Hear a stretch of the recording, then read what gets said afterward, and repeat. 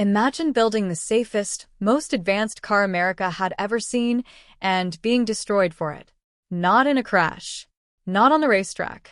In a courtroom. There's a story that most Americans have never been taught in school. A story that begins in the smoky back rooms of post-war Detroit, runs through a gleaming factory floor in Chicago, and ends, quietly, devastatingly, in a federal courtroom in 1950. It's the story of one man, one machine, and one of the greatest what-ifs in automotive history. The car was called the Tucker 48.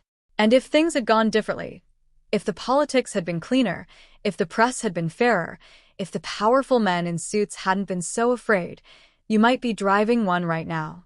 But they didn't go differently. And that's what makes this story so extraordinary. So settle in. Because what you're about to hear isn't just a car story. It's an American story. A story about ambition, betrayal, innovation, and the price a man pays when he dares to challenge the most powerful industry in the world. This is the Tucker 48. It's 1945. World War II is finally over. Soldiers are coming home. Families are being reunited. And across every city, town, and farming community in America, people are exhaling for the first time in years and dreaming of houses, of families, of futures, and of cars. Because here's the thing about the American automobile industry in 1945, it was frozen in time. The big three, Ford, General Motors, and Chrysler, had poured every ounce of their engineering talent and factory capacity into making tanks, jeeps, and military vehicles for the war effort. Not a single truly new passenger car design had rolled out of Detroit since 1941. For years, for long years of nothing new, the American public was hungry. Desperately, almost feverishly hungry for something fresh. Studebaker saw the opening and moved fast. They were first to unveil an all-new post-war model. But there was another man watching this moment unfold. A man with wild ideas, a reckless kind of courage, and a dream so ambitious it would eventually get him dragged into a federal courtroom. His name was Preston Tucker. And he didn't just want to build a car. He wanted to build the car of the future. Right now. In 1948, Preston Tucker had been around automobiles his whole life. He'd raced cars, built race car engines, worked in the industry in various capacities. He understood speed, he understood mechanics, and most importantly, he understood what American drivers didn't have yet but desperately needed, a car that was actually safe. Think about that for a second. In the late 1940s, automobile safety was barely a concept. Cars were made of hard steel with hard dashboards. The steering column was a rigid iron spear aimed directly at the driver's chest. Windshields shattered into razors on impact. There were no seat belts. No padded anything. No consideration for what happened to the human body in a crash. Tucker saw this and thought, this is barbaric. We can do better. And so, somewhere in the quiet of Ypsilanti, Michigan, Preston Tucker began sketching out plans for something the world had never seen. What Tucker was imagining was, by any honest measure, years ahead of its time. A car with a rear engine like the Volkswagen Beetle or the Tatra, but more powerful. A car with full four-wheel independent suspension, giving every tire its own ability to absorb bumps independently. A padded dashboard, soft, forgiving, designed to protect the driver's head in a collision instead of splitting it open. A windshield made of shatterproof safety glass. And here's the brilliant part. Engineered to pop out cleanly in a crash so that instead of exploding inward and shredding the occupants, it simply left. Flew away. Harmless. There was a crash chamber, a padded, obstacle-free zone ahead of the front passenger seat where a person could brace themselves and survive a collision that would kill them in any other car of the era. A collapsible steering column. Tucker actually held a patent for this so that instead of impaling the driver in a front-end crash, it would absorb the impact and fold. Seat belts. Instrument panels within reach. Locks on the parking brake to prevent theft. And then there was the most iconic feature of all. The third headlight. Right there, in the center of the front grille, was a headlight unlike anything on any American road. It wasn't decorative. It wasn't a styling gimmick. It was functional in a way that made immediate, brilliant sense. When you turn the steering wheel more than 10 degrees, When you were actually going around a curve, this center light swiveled with the front wheels. It lit up exactly where you were heading. For the first time in automotive history, your headlights would actually show you where you were going around a corner. It sounds simple. It was genius. Now, there was a problem. At the time, 17 states in America had laws against automobiles having more than 2 headlights. So Tucker, with characteristic resourcefulness, designed a cover for the center light that could be installed when driving through those states. He wasn't going to let bureaucracy kill his vision. Not yet, anyway. Tucker hired noted car designer George S. Lawson in the summer of 1944, and for over a year and a half, the car took shape. After some creative disagreements led to Lawson's departure, a young stylist named Alex Tremulous stepped in, a man whose artistic vision would help define the car's final, extraordinary appearance. The body was low, Sleek. Wide. muscular in a way that felt almost predatory from the front and gracefully aerodynamic from the side. It looked like something from a dream, or from 20 years in the future. Tremulous would later recall with obvious pride that his design was rooted in the work that had come before him, but he breathed into it something unmistakably alive. The car that emerged from those Chicago design studios wasn't just a vehicle. It was a statement. Now, a quick word about names, because this is where it gets a little confusing and the history books don't always get it straight. The car was originally named the Tucker Torpedo, but Preston Tucker made a decision around 1947 to change the name. His reasoning was deeply human. The war had just ended. Millions of American families had lost sons, brothers, fathers. The word torpedo carried weight. It carried grief.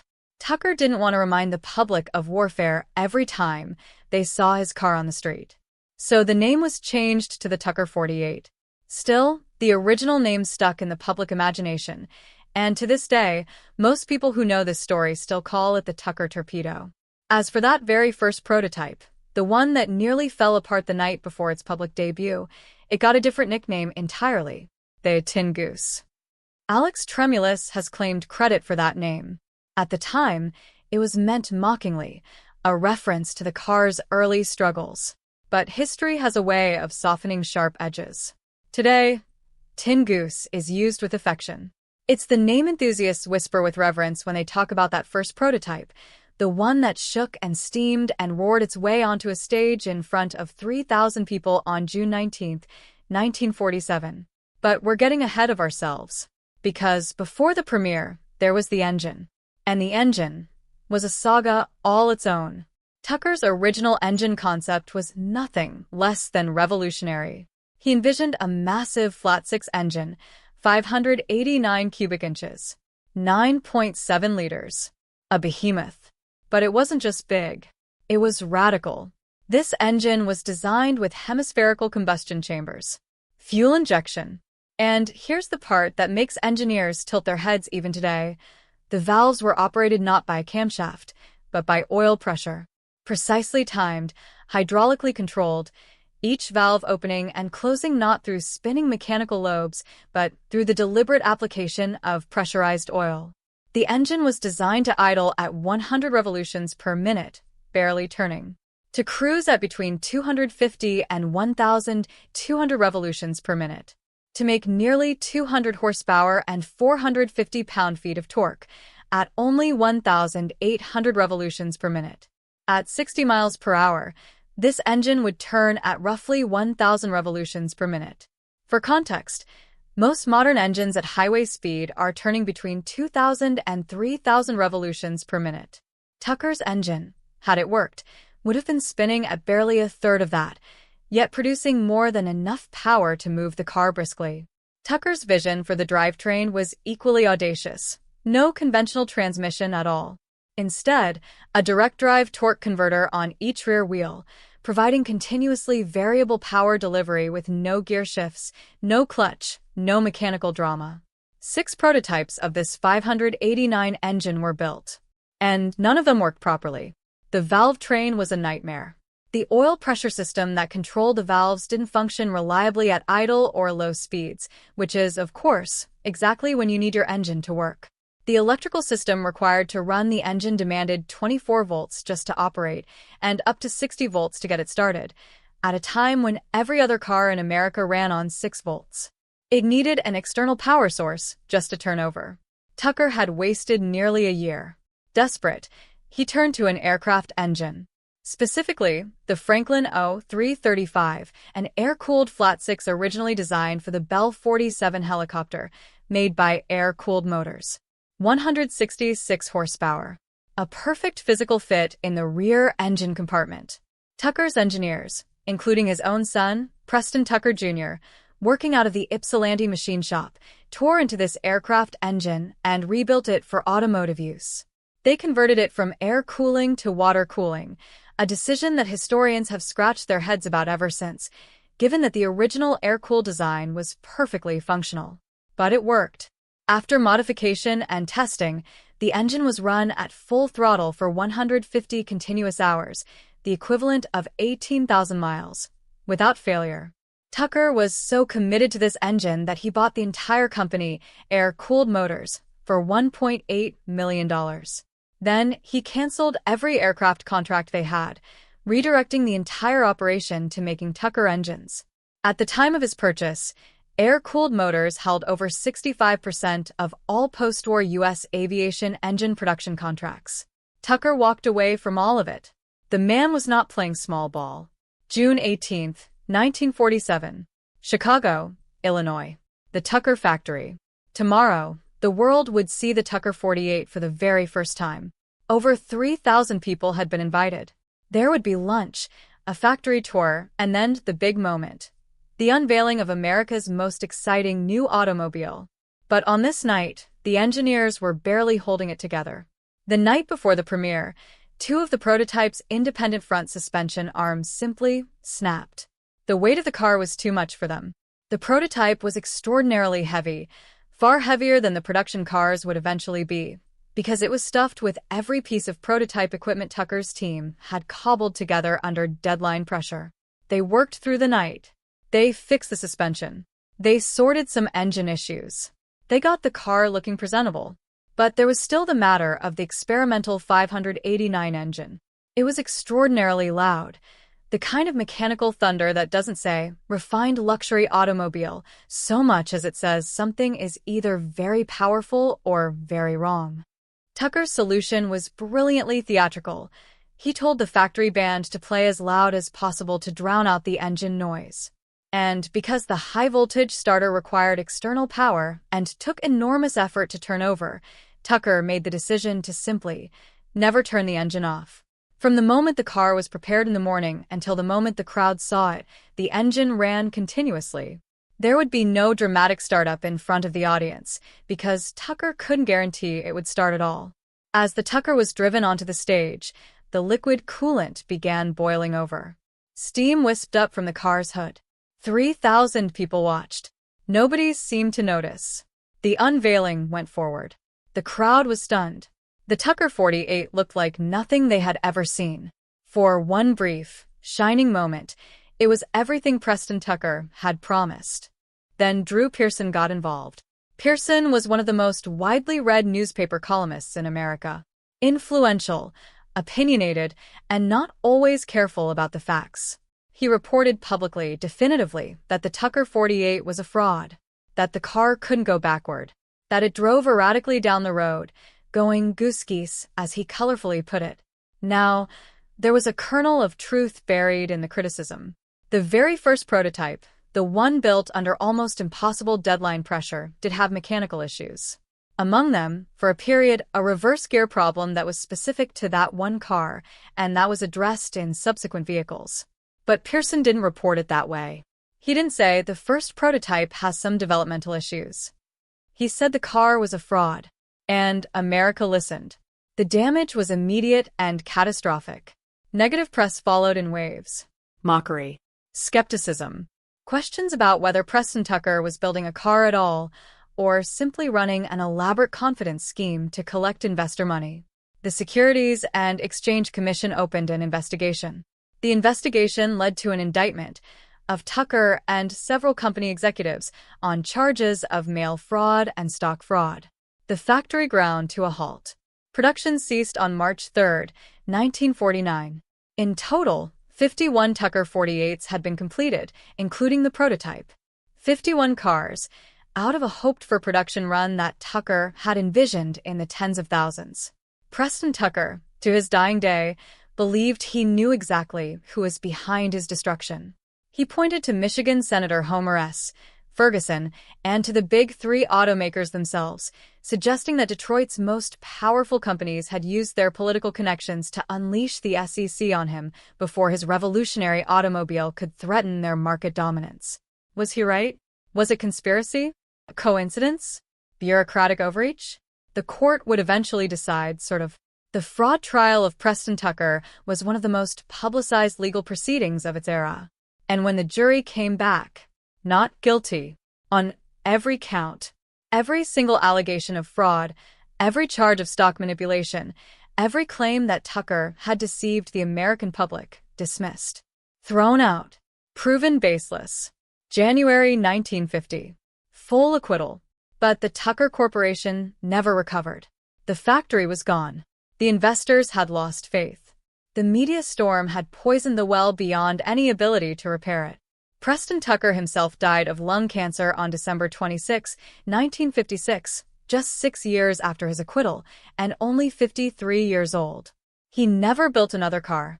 The man who wanted to give America its safest, most advanced automobile never got the chance. But here's the beautiful part of this story. The part that makes a car enthusiast's heart ache with something that might be love. The cars survived. Of the 51 Tucker 48s ever built, an extraordinary number are still with us today. 47 of the original 51 are accounted for and survive in various states of preservation. Think about that. These cars were built in 1948. They were built by a company that was being actively destroyed while it was trying to construct them. And yet, nearly 3/4 of a century later, most of them still exist. In the early 1950s, a fairground owner in Fort Lauderdale named Nick Janine bought over 10 of them and created a traveling display he called the Fabulous Tuckers. He hauled these cars around America for almost a decade, displaying them at car shows and fairgrounds, telling anyone who would listen about the questionable politics that had killed Tucker's dream. When Tucker 48s appear at auction, which is rare because their owners tend to love them too dearly to let go, they command extraordinary prices. In August 2010, Tucker number 1045 sold for $1.127 million. In 2012, Tucker number 1043 went for $2.915 million. And then there's Francis Ford Coppola, the legendary director of The Godfather. He owns a Tucker 48. He displays it on the grounds of his winery. He loved the story so much that in 1988 he made a film about it, Tucker, The Man and His Dream, starring Jeff Bridges as Preston Tucker himself. That film introduced a new generation to a story that had been slowly fading from American memory. And it asked, quietly but insistently, the question that haunts every true gearhead who learns about the Tucker 48. What if? What if the Tucker 48 had gone into full production? What if Preston Tucker had been allowed to build his 10,000 cars, his 100,000 cars, his 500,000 cars? The safety features he pioneered, the padded dashboard, the safety glass windshield, the crash chamber, the collapsible steering column, the seat belts, these features wouldn't become standard in American automobiles for another 20 to 30 years. Tens of thousands of people died in that gap. Real people with real families who might have survived if they'd been driving a car built with Tucker's principles. The third swiveling headlight, brilliant, intuitive, obviously useful, still hasn't become standard in American automobiles. Even now, decades later, most of us drive around corners illuminated only by headlights pointing straight ahead, just as they did in 1940. The rear engine layout Tucker championed would be proved thoroughly viable by Volkswagen, Porsche, and others. The independent suspension Tucker insisted on is now universal. The innovations Tucker either pioneered or pushed for, fuel injection, disc brakes, self-sealing tubeless tires, are all standard today. Preston Tucker wasn't just ahead of his time. He was ahead of his industry by a generation. And someone, whether it was corrupt politics, genuine fraud concerns, or the invisible hand of powerful competitors, made sure he never got the chance to prove it at scale. There's a Tucker 48 at the Peterson Automotive Museum in Los Angeles. There are others in private collections in museums on the grounds of a famous California winery. Each one is a time capsule. A frozen moment from 1948 when one man looked at the American automobile and said, "We can do so much better." Each one has that center headlight, that brilliant, swiveling eye, that still turns with the steering wheel when you take a corner. That still illuminates exactly where you're going. Which, in a way, is what Preston Tucker always tried to do. He saw where the road was heading. He tried to build something that would take us there safely. They didn't let him finish. But the cars remain. 47 of them. Low, wide, sleek, and impossibly beautiful.